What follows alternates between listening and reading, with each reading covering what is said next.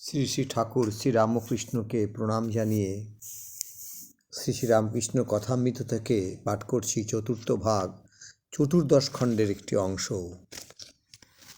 শ্রীরামকৃষ্ণ বলছেন, ভক্ত এখানে যারা আসে দুই থাক, এক থাক বলছে আমায় উদ্ধার করো হে ঈশ্বর, আর এক থাক তারা অন্তরঙ্গ, তারা ও কথা বলে না। তাদের দুটো জিনিস জানলেই হলো, প্রথম আমি কে, তারপর তারা কে, আমার সঙ্গে সম্বন্ধ কী।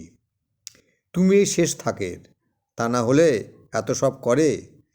নরেন্দ্র রাখাল নিরঞ্জন পুরুষ ভাব, বাবুরাম ভবনাথের প্রকৃতি ভাব। ভবনাথ বাবুরাম এদের প্রকৃতি ভাব।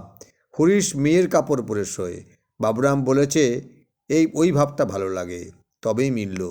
ভবনাথের ওই ভাব, নরেন্দ্র রাখাল এদের বেটা ছেলে ভাব। হাত ভাঙার মানে সিদ্ধাই ও শ্রীরামকৃষ্ণ। আচ্ছা, হাত ভাঙার মানেটা কি? আগে একবার ভাবাবস্থায় দাঁত ভেঙে গেছিল, এবার ভাবাবস্থায় হাত ভাঙল। মনি চুপ করিয়া আছেন, দেখিয়া ঠাকুর নিজেই বলিতেছেন, হাত ভেঙেছে সব অহংকার নির্মূল করবার জন্যে।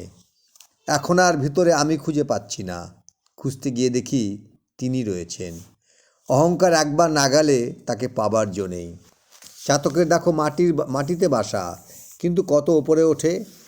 আচ্ছা, ক্যাপ্টেন বলে মাছ খাও বলে তোমার সিদ্ধাই হয় নাই।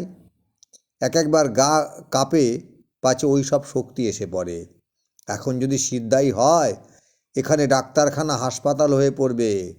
লোকে এসে বলবে আমার অসুখ ভালো করে দাও। সিদ্ধাই কি ভালো?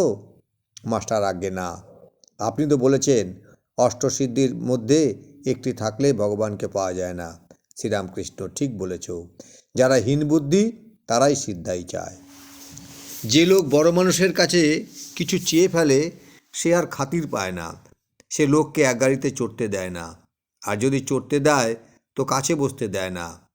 তাই নিষ্কাম ভক্তি, অহেতুকী ভক্তি সর্বাপেক্ষা ভালো।